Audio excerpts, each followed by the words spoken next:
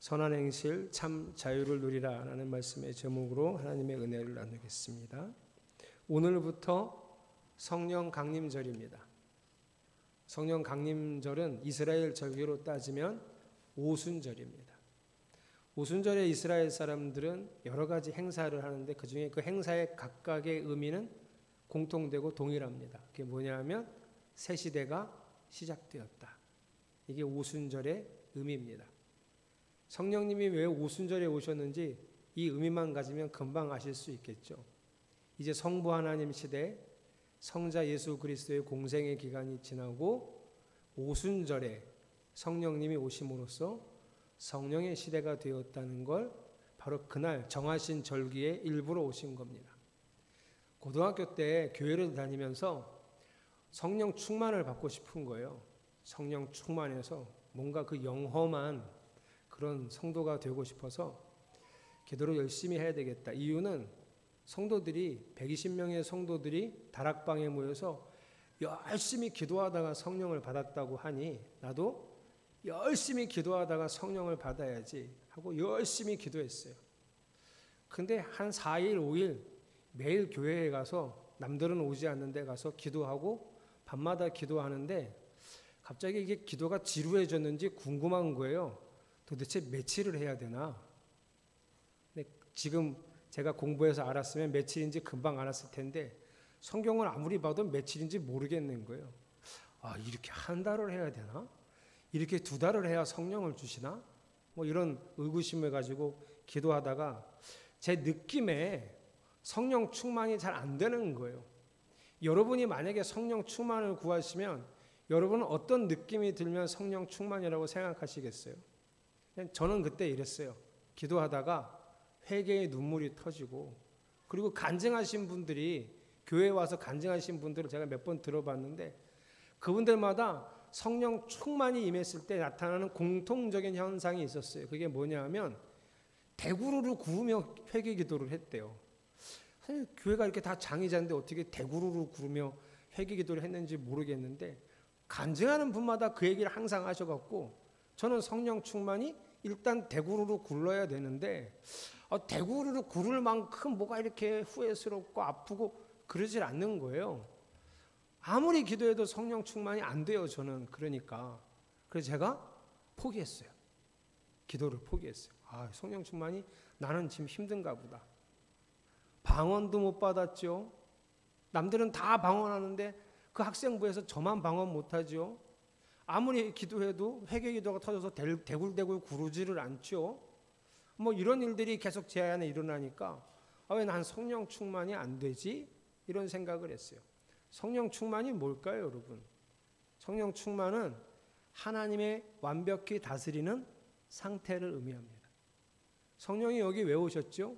이제 성령의 시대입니다. 각 사람에게 성령이 임하셔서 각 사람을 하나님이 다스리려고 오신 거예요. 그러니까 성령 충만은 하나님의 다스림에 완벽히 따라가는 상태를 의미하는 거예요. 그래서 성령 충만했던 사람도 순간에 성령 충만하지 않을 수 있어요. 그렇게 훌륭해 보이던 목사님이 타락한다 혹은 좀 이상해졌다. 이거는 자연스럽게 그렇게 될 수 있어요. 왜냐하면 내가 내 욕심을 따르고 하나님을 따르지 않을 때는 성령 충만은 그 순간부터 없어지는 거예요. 오늘 제가 설교를 하면서 이 말씀을 시작하면서 여러분에게 꼭 부탁하고 싶은 건 성령 충만을 저처럼 느낌으로 판단하시면 안 돼요. 아니 우리가 그 영혼이 너무 깨끗하고 하나님과 너무 소통을 잘해서 성령이 여기 계시고 충만하신지를 느낌으로 알 수 있는 사람은 없어요. 성령 충만은 성경으로 알아가는 거예요. 그리고 삶을 통해서 증거되어지는 거예요.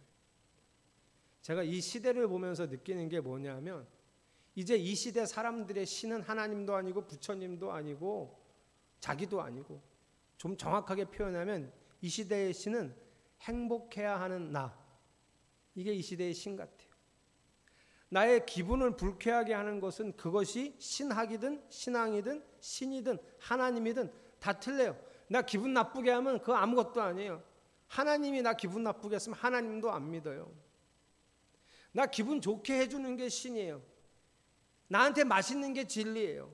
그래서 요즘은 아무리 세상을 봐도 엔터테인먼트가 종교라는 생각이 들어요. 우리가 우리의 삶을 정말 누리는 것이 좋은 일이고 당연한 것이지만 내가 내 삶을 누리겠다고 하다가 하나님에게서 저 멀리 떨어져 가는 건 아주 슬픈 일입니다. 여러분, 느낌으로 성령을 판단하지 말고 내가 주님을 따라가고 있느냐로 여러분의 성령 충만을 판단하시기를 바랍니다. 그래서 마음을 불편하게 하는 진리 요즘 사람들이 안 받아들이지만 이제 우리는 내 기분의 우상 숭배에 깊이 젖어 있던 이 세대를 좀 벗어나서 그 우상 숭배에 벗어 던지고 진리에 거하고, 진리가 좀 받아들이기 힘들고 진리 때문에 내가 너무 피곤하고 힘들어도 그 진리를 살아내려고 하는 진짜 성령 충만한 성도들이 되시기를 축복합니다. 교회에는 해묵은 논쟁이 여러 가지인데 그중에 가장 빈번한 논쟁이 구원은 믿음으로 받느냐 행함으로 받느냐, 이 얘기가 아주 빈번한 논쟁이에요. 결론은요, 구원은 믿음으로 받죠. 그런 사람들이 또 물어봐요. 또 논쟁하고 싶어요. 그러면 행함이 없는 믿음이 괜찮다는 얘기냐? 야고보 사도는 행함이 없는 믿음은 죽은 믿음이라고 했는데 행함으로 믿음을 증명해야 되는 거 아니야? 맞죠. 그 목사님, 그럼 구원을 믿음으로 받아요? 행함으로 받아요? 아니, 그런 어리석은 논쟁은 좀 멈추시고요. 오늘 제 얘기를 들어보세요. 일단 오늘 베드로는 우리에게 선한 행실을 하라고 말합니다. 그래서 오늘부터 2장 11절부터 3장 마지막까지는 한 가지 큰 주제가 있어요. 주제를 한번 따라해 보세요. 선한 양심으로 선한 행실을 하라. 예, 이게 2장 오늘 본문부터 3장 마지막까지 큰 주제예요. 근데 오늘 읽은 11절부터 12절은 아니, 우리가 왜 선한 행실을 해야 되는데요? 아니, 믿음으로 구원받는데 선한 행실이 왜 필요한데요? 라는 이 질문에 대한 답이 먼저 주어져요. 서론이죠. 왜 선한 행실을 해야 되는지. 그리고 13절부터, 저는 12절까지만 하고 싶었는데 목사님들이 12절까지만 하면 할 얘기가 별로 없다고 17절까지 하자 그래서 제가 억지로 지금 17절까지 하는 건데요. 13절부터 17절까지는 그러면 선한 행실이 뭔데요? 선한 행실을 하라면서요. 그러면 선한 행실이 뭔데요? 라는 질문에 선한 행실은 이겁니다 라고 이제 오늘 하나 나오고 다음 주에도 나오고 그 다음 주에도 나오고 계속 선한 행실이 어떤 것인지를 알려드릴 거예요. 그러니까 오늘은 어쩔 수 없이 주제가 두 가지가 돼요. 하나는 선한 행실을 왜 해야 되는데요? 에 대한 질문의 답이고, 그러면 선한 행실이 뭔가요? 에서 첫 번째 답을 여러분과 나눌 겁니다. 자, 그러면 왜 선한 행실을 해야 할까요? 왜 선하게 살아야 합니까? 구원받으려고 선하게 살아야 합니까? 아니라니까요. 믿음으로 구원받는다니까요. 구원받으려고 선한 행실을 하는 게 아니라 구원받았으니까 선한 행실을 하는 거예요. 또 말장난을 한다고 여러분 생각하지 마시고 잘 들어보세요. 구원받으려고 선한 행실을 하는 게 아니에요. 우리는 선한 행실을 해서 구원을 받을 수가 없어요. 하나님 보시기에 우리는 착하게 살 수가 없어요. 허정아 집사님 보시기에 내가 착하게 살 수는 있어요. 아니, 자기도 수준이 있는데 나보고 막 못됐다 하기는 자기도 양심이 있을 거 아니에요. 또 제가 보기에 황한샘 집사님이 착하게 살 수 있어요. 저도 제 삶은 아는데 저 정도면 착하지, 뭐 나보면 저 정도면 훌륭하다, 진짜 착하다. 우리끼리는 착하다, 선하다 할 수 있지만 우리 중에 누가 하나님 앞에서 저 착한데요? 저처럼 선한 사람이 어디 있어요? 이럴 수 있는 사람이 없어요. 그래서 선한 행실로는 구원을 못 받아요. 하나님이 그러셨잖아요. 의인은 없나니 하나도 없다고. 아니, 그럼 왜 착하게 살아야 하는데요? 12절을 보니까 하나님의 영광을 위해서예요. 여러분, 눈으로 12절 잘 보세요. 제가 질문을 드릴게요. 하나님께서 심판하시는 날에 누가 우리의 증인이 되는지 살펴보세요. 누가? 그리고 그들이 어떤 증언을 하는지 살펴보세요. 12절을 지금 눈으로 보고 계시죠? 날 보는 사람은 뭘 보는 거야 지금? 이걸 보라니까요. 12절. 누가 하나님 마지막 심판의 날에 누가 우리의 증인이 되는지, 그리고 그들이 뭐라고 증언하는지를 보세요. 누가 증인이냐면 교회를 욕하던 사람이 증인이 될 거예요. 하나님 앞에서. 교회에 관심도 없던 사람들이 마지막 심판날에 하나님 앞에서 우리의 증인이 될 거예요. 그리고 그들이 우리를 뭐라고 증언해야 우리가 하나님 앞에서 칭찬을 듣냐 하면 이렇게요. 하나님 맞습니다. 우리는 지옥에 가도 마땅해요. 우리의 행실을 보고 우리의 믿음을 보면 우리는 아무것도 아닙니다. 그런데요, 하나님 정말이죠. 저 교회 다니는 사람들, 하나님을 왕으로 섬기는 저 사람들은 정말 저들의 삶을 보니 하나님 사람이 맞습니다 라는 그들의 증언이 필연적이라는 거예요. 아니 맞죠? 제가 틀렸어요? 아니 어떻게 그 사람들이 우리의 증인이 됩니까? 좀 당황스럽지 않으세요? 저도 무척 당황스러워요.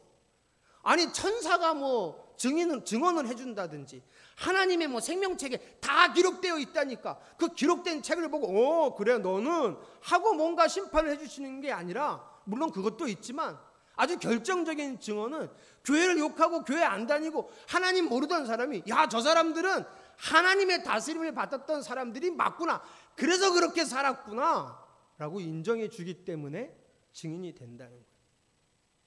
그때 드러나는 게 뭐다? 그렇게 말씀해 주신 정말 고맙네요. 제가 정말 잘 살긴 잘 산 모양이에요. 이게 드러나는 게 아니라고요. 뭐가 드러난다고요? 하나님의 영광이. 왜요?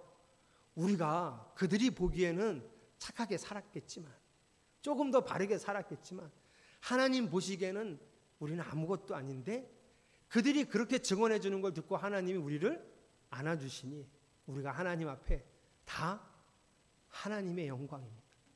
하나님 덕분입니다. 그래서 하나님의 영광이 드러난다는 거예요. 우리가 왜 착하게 살아야 된다고요? 구원받으려고요? 아니라고요.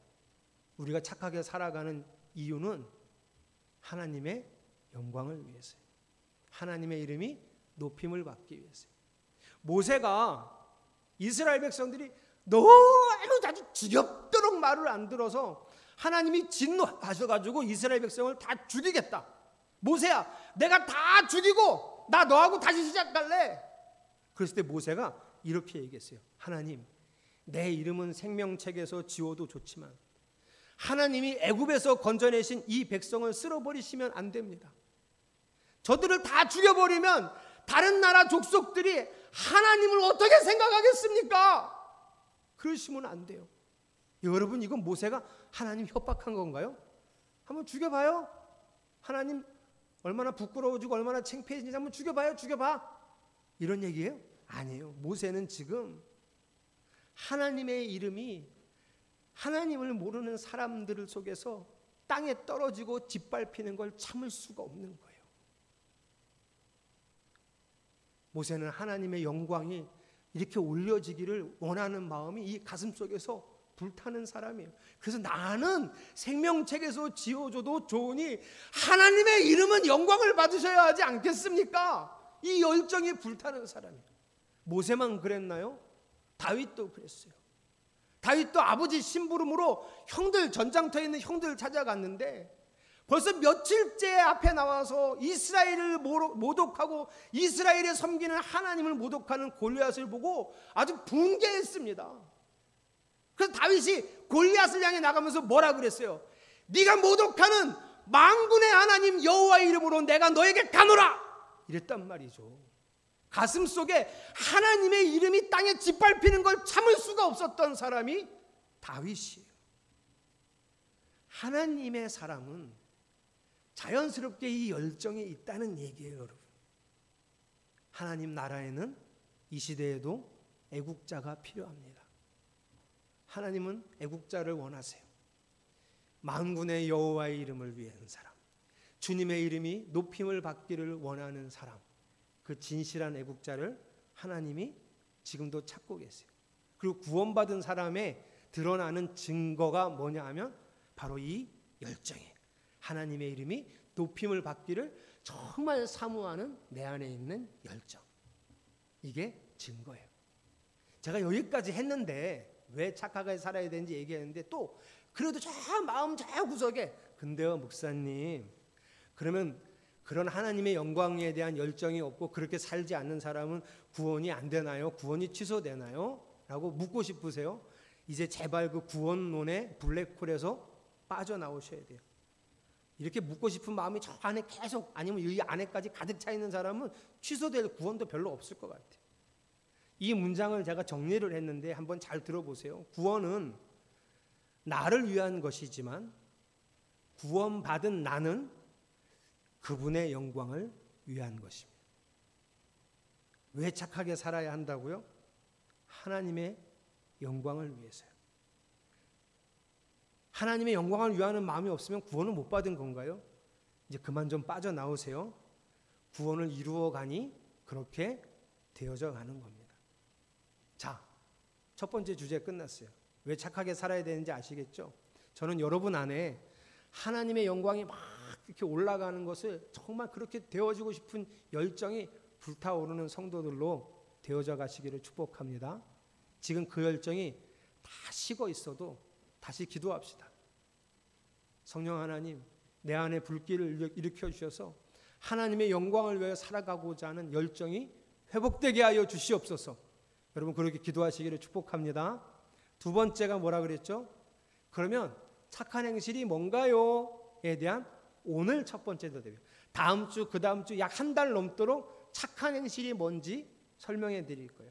자, 오늘 얘기하는 착한 행실은 13절, 14절 같이 읽겠습니다. 시작.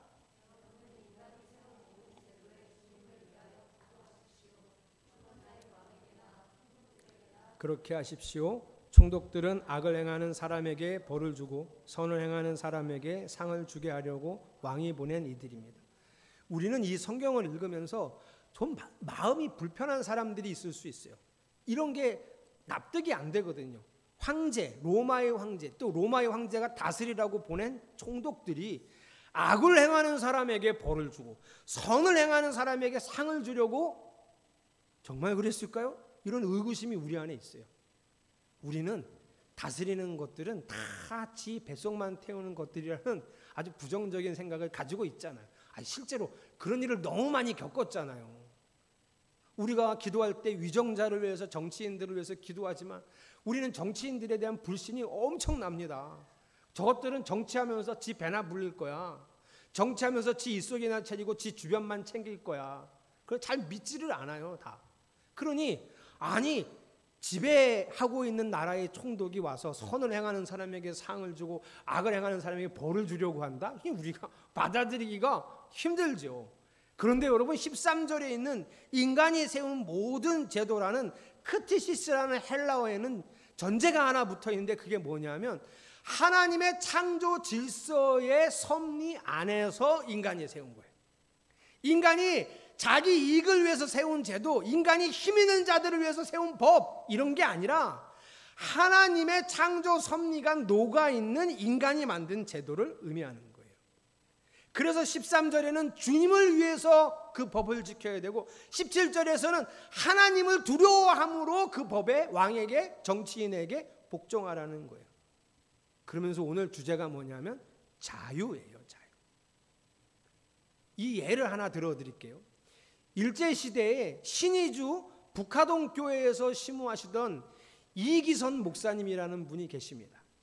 장로교가 신사참배를 하기로 결의하자 이 목사님이 신사불참배하겠다. 그리고 신사불참배하는 동지들을 규합해서 한번 다시 신앙운동을 일으키겠다고 전국을 돌아다니면서 맹활약하고 있다가 결국은 붙들렸어요.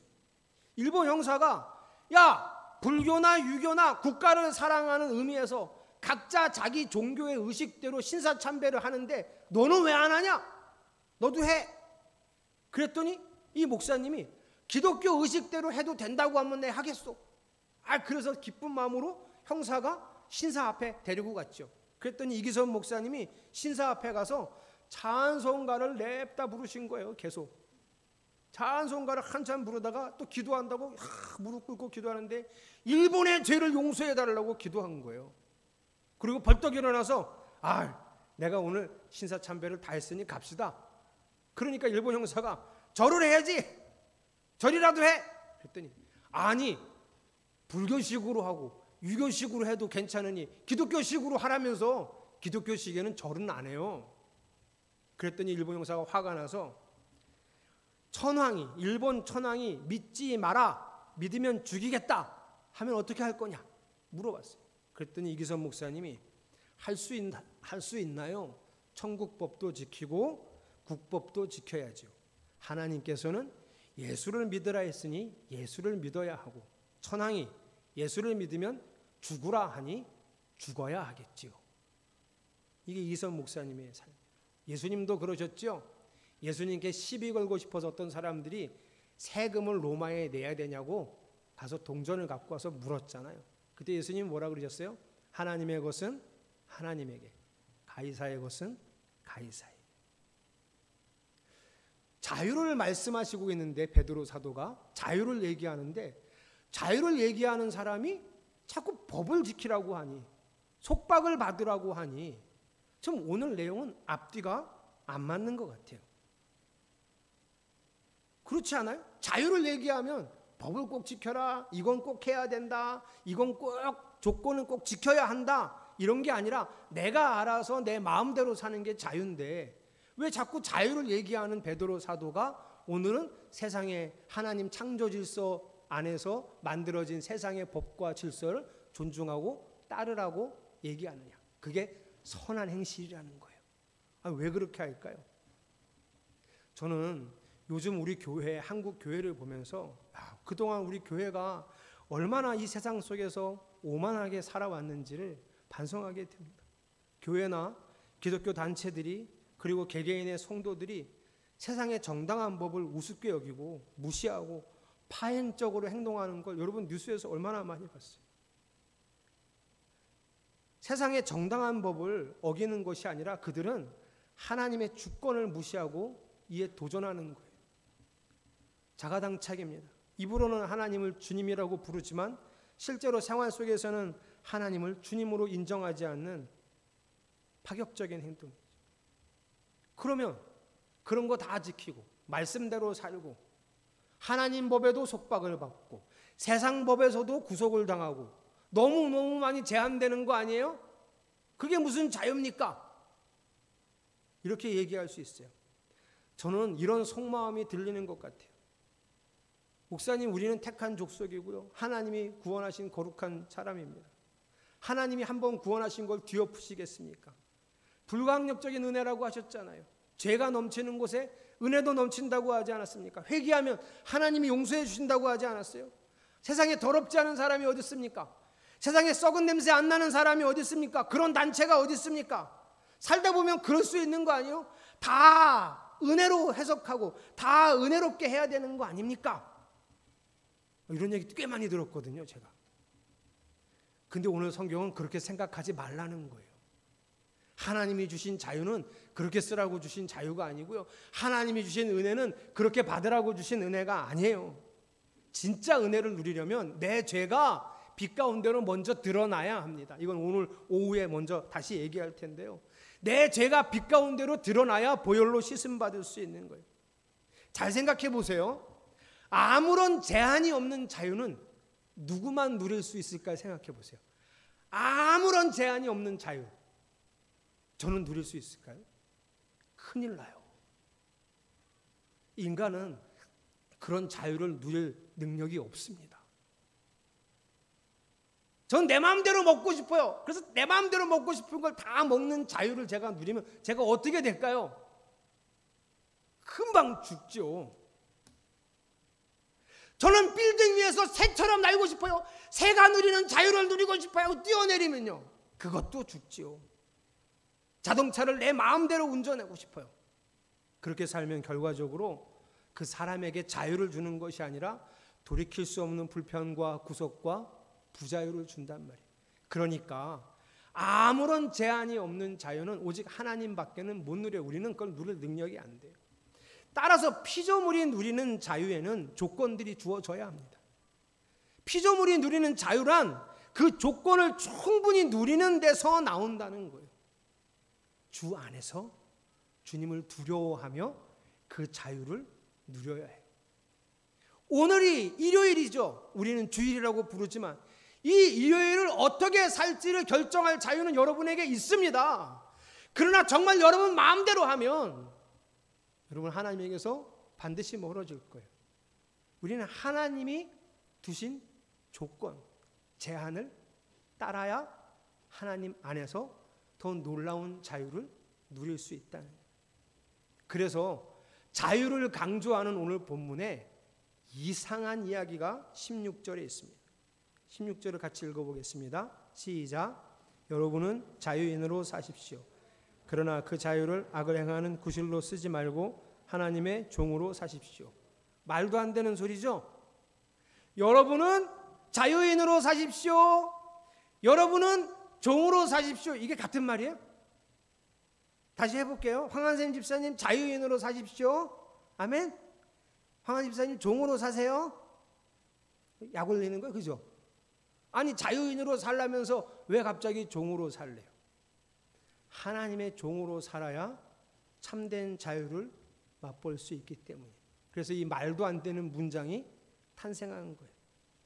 하나님의 종으로 어떻게 사는지 구체적으로 아주 짧게 17절에 설명해 놨습니다. 같이 읽겠습니다. 시작. 모든 사람을 존중하며 믿음의 식구들을 사랑하며 하나님을 두려워하며 왕을 공경하십시오. 사람들에게 라벨 붙이지 말라고요. 얘는 100점짜리, 얘는 50점짜리, 커트라인이 70점인데 너는 60점짜리, 너는 동성애자, 너는 무신론자, 너는 MBTI P, 감당이 안 되는 P. 왜 감당이 안 될까요? 제가 P가 아니거든요. 내가 다 라벨을 붙여놓는 거예요. 이런 사람 저런 사람 이러지 말라고요. 존중하라고. 불교 신자도 존중하라고. 내가 존중해줘야 돌이킬 기회를 얻죠. 악을 행하는 사람도 일단은 존중하라고. 우리는 사람을 어떻게 봐야 되냐 하면 깨어진 부분이 있지만 치유받고 회복되어야 할 하나님의 형상으로 대하라는 말이에요. 하나님의 피조물이잖아요. 그 다음 믿음의 식구들을 사랑하라고. 그 사람들을 사랑하라고 하진 않았어요. 그 사람들은 존중하고 교회 안에서 믿음의 식구들을 사랑하라는 거예요. 사랑은 형제 자매들을 향한 것입니다. 이게 하나님의 종으로 사는 방법입니다. 그렇게 살 때 하나님을 두려워하면서 해보라는 거예요. 여러분, 하나님이 주신 자유를 누리고 있습니까? 아니면 교회 다니면서 뭔가 더 많이 제한되고 속박된 것 같으세요? 교회 처음 나오신 분들이 그런 말 많이 하잖아요. 교회를 오면 하라 하지 말라는 게 너무 많다고. 제가 전도해서 교회를 다니다 집사까지 받으신 분이 저한테 그랬어요. 목사님, 교회는요 다니면 다닐수록요 너무너무 내 마음대로 되는 게 하나도 없어요. 그러더라고요. 그래서 제가 아유, 신앙생활을 엄청 잘하셨네. 그게 맞아요. 교회는 믿음을 가지고 다니면 다닐수록 내 마음대로 되는 게 하나도 없어요. 그 내 마음이 뭔지 되게 중요해요. 그 내 마음 뭐였을까요? 나 하고 싶은 대로 살고 싶었던 그 죄를 얘기하는 거예요. 죄를 따라가지 않으니 내 마음대로 되는 게 하나도 없죠. 그러면 뭐 하라는 거 하지 말라는 거 이렇게 많은 걸 다 지키며 교회를 다니는 게 무슨 자유고 무슨 행복일까요? 그거를 경험하는 것이 신앙생활입니다. 하나님의 법, 하나님의 말씀을 지키며 살아가는데 내가 바뀌면서 그게 그렇게 좋을 수가 없는 거예요. 짜증나고 화나고 분노할 만한 일이 집안에 생겨서 내가 막 짜증을 내고 분노를 했어요. 다 그렇게 살았죠. 그런데 하나님 말씀을 따르다 보니 사랑하고 그 분한 마음을 해가 지도록 품지 않고, 그래서 좀 답답한 거예요. 왜 나만 참아야 되나?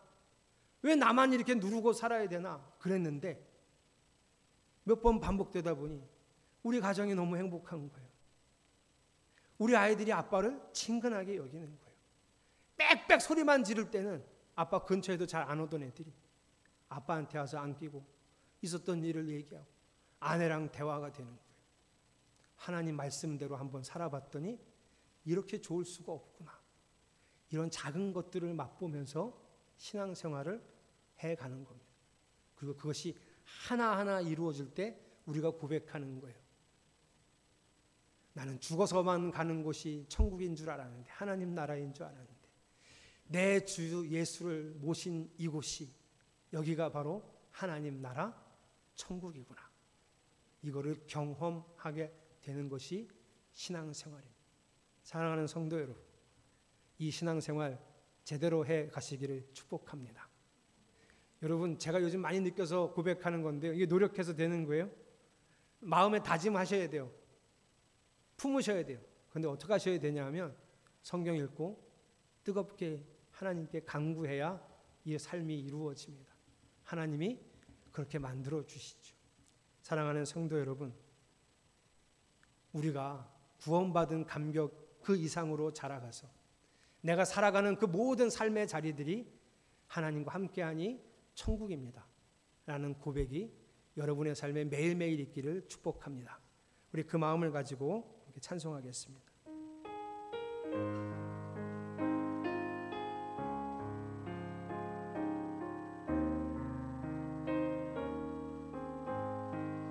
내 영혼이 은총 입어 중한 죄짐 벗고 보니 슬픔 많은 이 세상도 천국으로 봐. 할렐루야 할렐루야 찬양하세.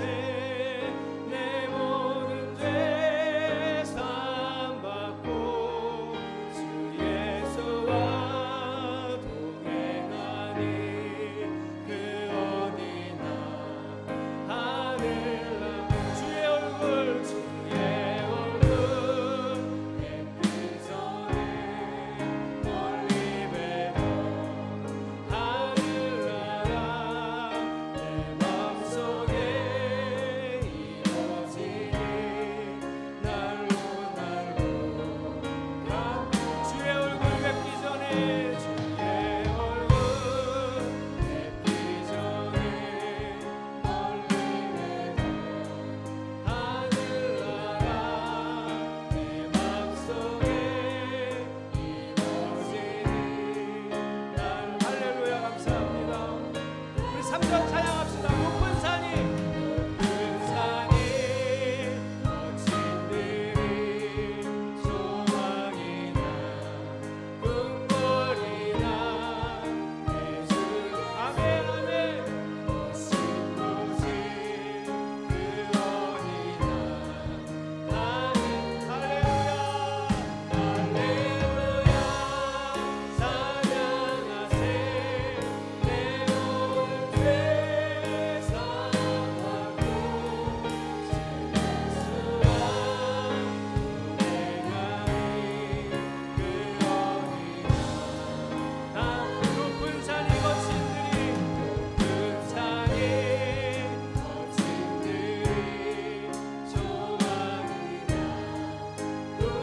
내 주 예수 모신 곳이 할렐루야 모신 곳이 그 어디나 높은 산이 거친들이 높은 산이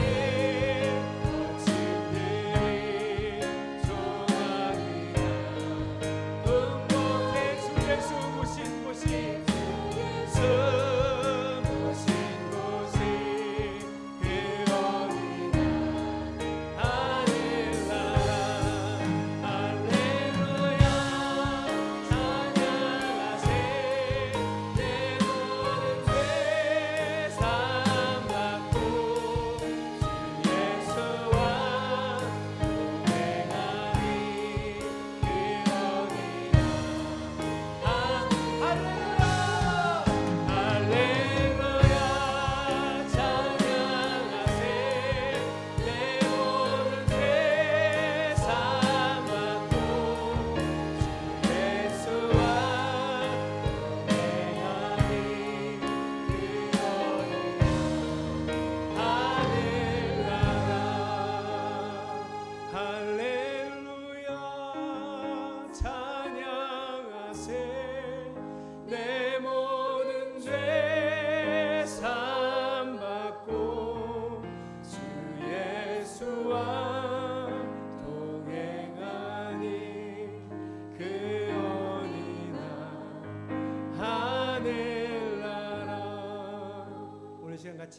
기도하십시다.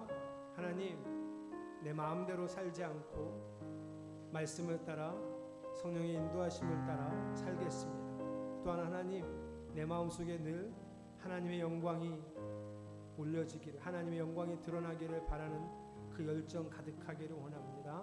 우리 함께 통성으로 기도합시다. 하나님, 우리 마음 주셔서, 이 마음 주셔서 감사합니다.